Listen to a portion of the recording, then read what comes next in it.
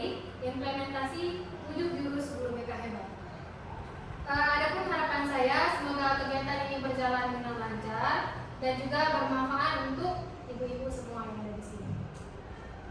Sebelumnya, jadi kegiatan berbagi praktik baik ini merupakan kegiatan lanjutan setelah saya mengikuti kemarin saya mengikuti diklat di Banda Aceh untuk untuk Cafasda atau calon fasilitator daerah untuk guru BK di Biren dan juga seluruh Aceh.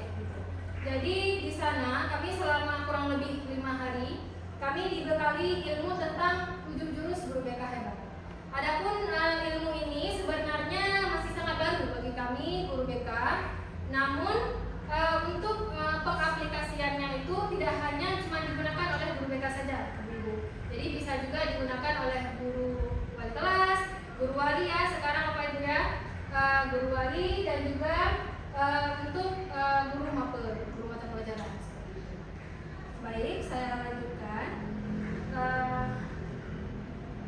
Nah, di sini 7 jurus guru BK hebat itu merupakan program yang diluncurkan oleh Kemendikdasmen atau Ditjen GTK untuk memperkuat layanan BK di sekolah. Tidak hanya digunakan oleh guru BK saja, tetapi juga guru kelas dan juga guru mata pelajaran. Jadi tidak hanya fokus untuk guru BK saja. Seperti itu. Selanjutnya, 7 jurus guru BK hebat ini terdiri dari kenali potensi, kelola emosi, tumbuhkan resiliensi, jaga konsistensi, jalin koneksi, bangun kolaborasi, dan menata situasi. Di sini saya akan menjelaskan tentang 7 jurus guru BK hebat. Namun di sini saya hanya akan menjelaskan secara umum saja. Karena kalau misalkan saya jelaskan satu persatu mungkin nggak akan cukup waktu seperti itu. Jadi saya lanjutkan saja. Untuk yang pertama, kenali potensi. Mungkin ibu di sini sudah tahu apa itu potensi ya. Potensi itu adalah kemampuan ataupun keahlian seseorang. Jadi di sini di bagian kenali potensi, guru membantu siswa untuk mengenali potensi yang mereka miliki, mengidentifikasi potensi yang mereka miliki dengan cara apa? Bisa dengan memberikan instrumen bakat minat atau memberikan instrumen gaya belajar. Seperti itu. Yang kedua, kelola emosi. Kelola emosi di sini guru membantu siswa untuk memahami apa itu emosi. Selanjutnya mengenali emosi dan juga bagaimana cara mengelola emosi yang baik bagi siswa itu sendiri. Seperti itu. Ini bisa juga dengan dilakukan dengan relaksasi, teknik relaksasi, atau bisa juga dengan menggunakan roda pilihan. Jadi ketika seseorang emosi, dia kan punya pilihan tuh Bu. Saya harus gimana ya? Kalau misalnya saya lagi emosi, apa saya harus meresponnya itu dengan pukulan mungkin, atau saya bisa merespon dengan cara lain seperti itu. Jadi setiap anak itu dia punya pilihan yang bisa dilakukan dalam menghadapi ataupun merespon emosi yang muncul dalam dirinya. Selanjutnya, tumbuhkan resiliensi. Resiliensi ini adalah daya lenting. Pernah dengar Ibu apa itu daya lenting? Belum ya? Nah, daya lenting itu adalah kemampuan seseorang untuk bangkit kembali setelah mengalami kegagalan. Mungkin kita ini ya Bu, seperti kita sebagai manusia biasa, kita pasti pernah mengalami kegagalan, ya kan Bu? Jadi resiliensi ini adalah bagaimana cara kita agar kita itu bisa bangkit kembali setelah kita mengalami kegagalan, keterpurukan seperti itu. Jadi contohnya itu bisa dengan berbagi kisah bangkit atau latihan grow mindset. Misalnya kita mengubah pola pikir, mengubah paradigma berpikir. Mungkin anak-anak kadang sering merasa saya gagal Bu, saya mau menyerah saja. Jadi kita ganti pola pikir dia menjadi dari yang saya ingin menyerah menjadi saya akan coba lagi. Selanjutnya jaga konsistensi. Jadi untuk jaga konsistensi ini kita menanamkan kebiasaan yang baik, yang positif pada anak sehingga karena dia terbiasa lama-lama menjadi terbiasa.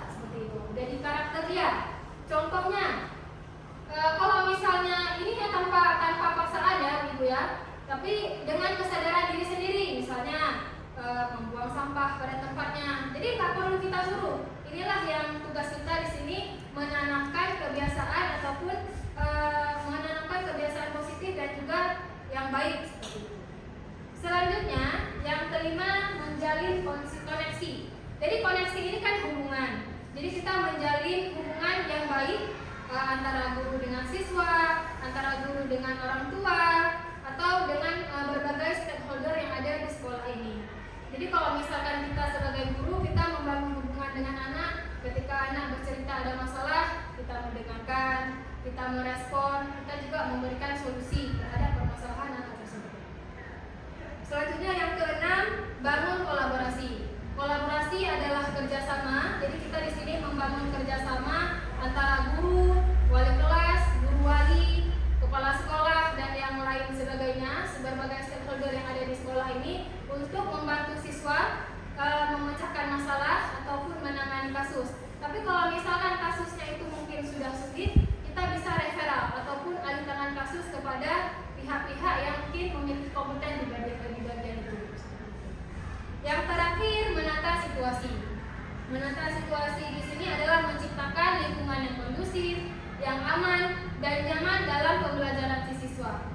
Kalau misalnya untuk pembelajaran yang aman, yang tanpa ada gangguan, ataupun yang mungkin sekarang sering kita lihat banyak anak-anak yang membuli ya, Bu ya. Kalau di sini mungkin kita nggak bisa menghandle gitu, maksudnya bukan nggak bisa menghandle, kita nggak bisa mengatakan bahwa jangan sampai ada bully, karena itu kita nggak bisa kontrol, pasti ada.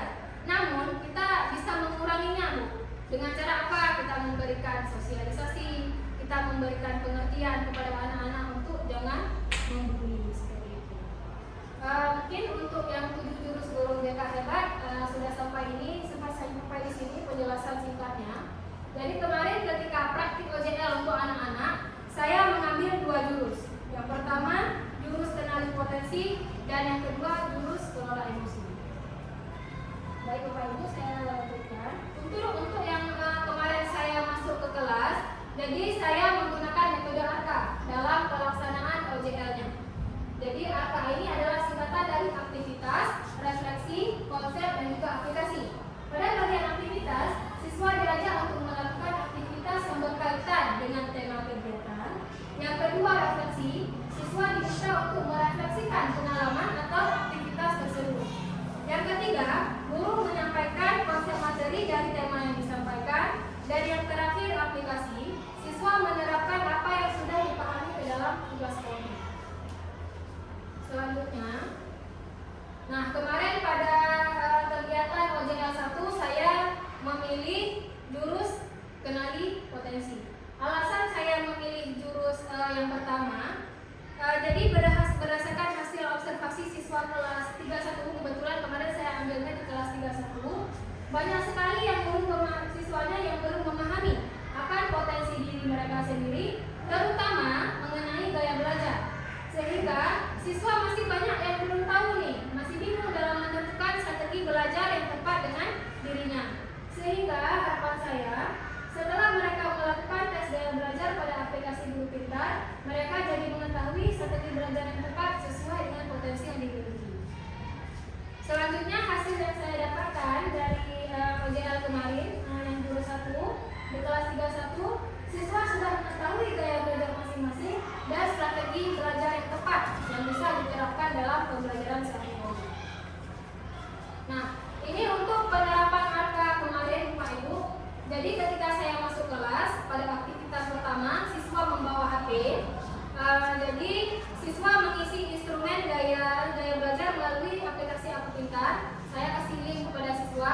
Jadi siswa mengisi link tersebut, mengisi dan keluar hasilnya. Jadi mereka itu disitulah bisa nampak gaya belajarnya kemana. Nah, sebelum saya lanjut, saya mau menjelaskan sedikit tentang gaya belajar. Jadi gaya belajar itu ada 3. Jadi ada yang visual, auditori, dan juga kinestetik. Kalau yang visual, berarti anak-anaknya itu ketika belajar dia lebih ke melihat seperti itu. Sedangkan yang auditori itu lebih ke mendengar. Jadi mungkin anak-anak suka diskusi, suka kelompok seperti itu. Dan yang terakhir kinestetik, yaitu dengan praktik secara langsung. Jadi mungkin ibu jangan heran ya kenapa ada anak-anak yang kadang ketika belajar ada yang sambil jalan, itu mungkin termasuk ke salah satu gaya belajar mereka. Yang kedua, refleksi. Siswa menjawab pertanyaan refleksi dan mempresentasikan hasil refleksi di depan kelas. Jadi saya kasih pertanyaan dan mereka presentasi di depan kelas. Selanjutnya untuk konsep, guru menjelaskan materi gaya belajar. Baru saya masuk untuk menjelaskan materi tentang gaya belajar, tentang pengertiannya, macam-macam gaya belajar, dan juga strategi belajar yang tepat sesuai dengan gaya belajar mereka. Yang terakhir, aplikasi. Siswa menentukan strategi belajar dari gambar yang diberikan sesuai dengan gaya belajar mereka. Jadi kemarin saya ada potong-potong kertas yang kartun seperti itu ya di buku. Jadi ada aktivitas, ada yang belajar sambil bermain, ada yang belajar sambil praktik. Jadi siswa itu saya bagi kelompok sesuai dengan hasil gaya belajarnya. Saya bagikan kertas, selanjutnya mereka menempel di bagian kelompok mana yang sesuai dengan strategi belajar yang tentang gaya belajar yang sesuai seperti itu. Sebentar lagi saya tampilin gambarnya mungkin biar lebih jelas. Ini grafik hasil instrumen gaya belajar siswa. Jadi kebetulan di kelas 31 kemarin mereka mayoritasnya itu kinestetik. Jadi lebih senang belajar dengan cara praktik langsung seperti itu. Jadi untuk anak-anak ini mungkin dia nggak memiliki bukan hanya satu ya Bu gaya belajar yang dimiliki. Kadang ada yang dua, ada yang satu orang mungkin dia ada yang mix seperti itu, ada yang visual dan kinestetik, atau ada yang auditory dan juga visual seperti itu. Selanjutnya ini dokumentasi kegiatan saya kemarin. Jadi yang saya jelaskan tadi ini ya, ini Bu, untuk audio, visual dan kinestetik. Jadi mereka itu menempel gambar kartun itu yang sesuai dengan gaya belajar mereka. Ini untuk dokumentasi jurus 1.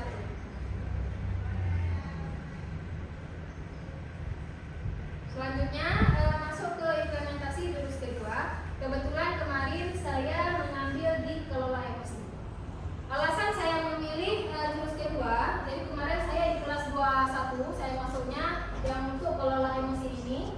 Jadi hasil observasinya itu diketahui banyak siswa yang belum bisa mengelola emosi dengan baik. Bahkan beberapa siswa belum mengetahui macam-macam emosi dan terkadang mereka tidak mengenali dan bagaimana mengekspresikan emosi yang dirasakan. Oleh karena itu, saya memberikan layanan TSK dengan tema kelola emosi.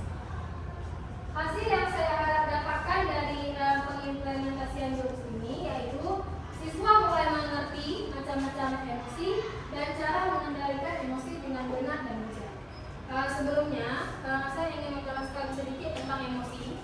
Jadi emosi itu adalah perasaan kita. Jadi emosi itu bukan hanya marah. Kadang mungkin selama ini kita sering mengatakan bahwa jangan emosi. Padahal emosi itu adalah perasaan. Gitu. Perasaan kita kan ada berbagai macam.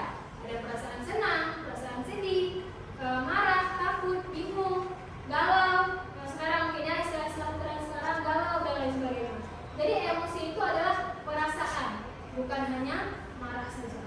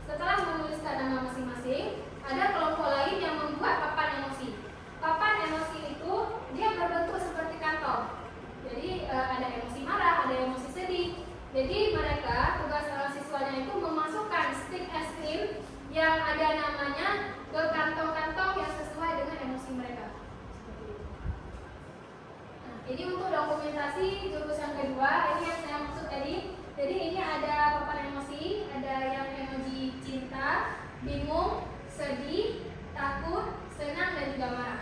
Jadi setelah mereka menulis nama, mereka memasukkan stick-stick es krim yang ada nama itu ke dalam papan emosinya.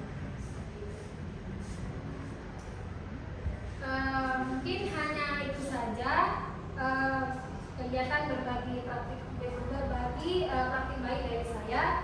Saya membutuhkan tanggapan, saran, penguatan ataupun masukan dari ibu-ibu sekalian yang ada di sini. Jadi bagi ibu yang mungkin ada masukannya, persilakan dengan persilakan. Ada mungkin ibu yang ingin memberikan masukan, tanggapan? Ya Bu, silakan Bu Putri. Assalamualaikum warahmatullahi wabarakatuh. Waalaikumsalam warahmatullahi wabarakatuh. Tadi saya lihat di jurus yang pertama ya Bu, Ibu ada membagikan instrumen daya belajar. Iya, instrumen daya belajar. Jadi yang saya mau tanyakan kan Ibu, itu kan sudah ada hasilnya. Iya. Selain untuk ke siswa, apalagi gunanya gitu Bu dari hasil itu? Selain itu biar siswa mampu belajarnya, apakah ada hubungannya dengan guru-guru gitu Bu? Apakah ada hubungannya dengan guru-guru mata pelajaran seperti itu? Oh iya. Terima kasih Bu Putri atas pertanyaannya. Jadi hasil instrumen ini tidak hanya fokus kita gunakan untuk siswa saja. Jadi selain itu sebagai guru mapel mungkin ya, ataupun guru wali atau wali kelas itu bisa juga mengambil ataupun mempergunakan hasil dari instrumen ini dalam pembelajaran di kelas. Jadi ibu mungkin bisa tahu, oh anak ini dia belajarnya lebih visual, atau anak ini dia lebih belajar ke kinestetik seperti itu. Oh, jadi dia belajarnya itu dengan cara bergerak, dengan cara mempraktik langsung, atau dengan cara auditori. Jadi di sini saya ingin berbagi pengalaman. Dulu ketika saya di pesantren, ada teman saya yang ketika guru menjelaskan, dia golek di atas meja. Jadi guru mikir dia tidur, padahal dia nggak tidur. Dia mendengar. Mungkin dia dalam belajarnya itu bukan dengan cara visual, tapi dengan cara auditori. Karena gurunya tahu dia tidur, ketika disuruh maju ke depan, malah dia yang lebih bisa dibanding orang lain yang melihat secara langsung seperti itu. Jadi anak-anak kita ini dia unik ya, ibu ya, dia pasti memiliki kelebihan dan juga kelemahan seperti itu. Tapi jangan juga kita biarin kalau misalkan anak tidur sampai ngorok ya, tapi itu berbeda. Kalau ini dia bukan tidur tapi lebih ke golek aja gitu di atas meja, tapi dia bisa dan malah secara umum ya seperti itu. Itu hanya sedikit pengalaman dari saya. Ada lagi ibu? Kalau tidak ada, jadi di sini saya akan melanjutkan. Jadi di sini saya punya video tentang jurus BK hebat, ibu bisa lihat dulu gerakannya. Setelah itu nanti kita bisa mengikuti sama-sama. Gerakannya itu insya Allah tidak susah ya begitu ya. Jadi kita nonton dulu sekali.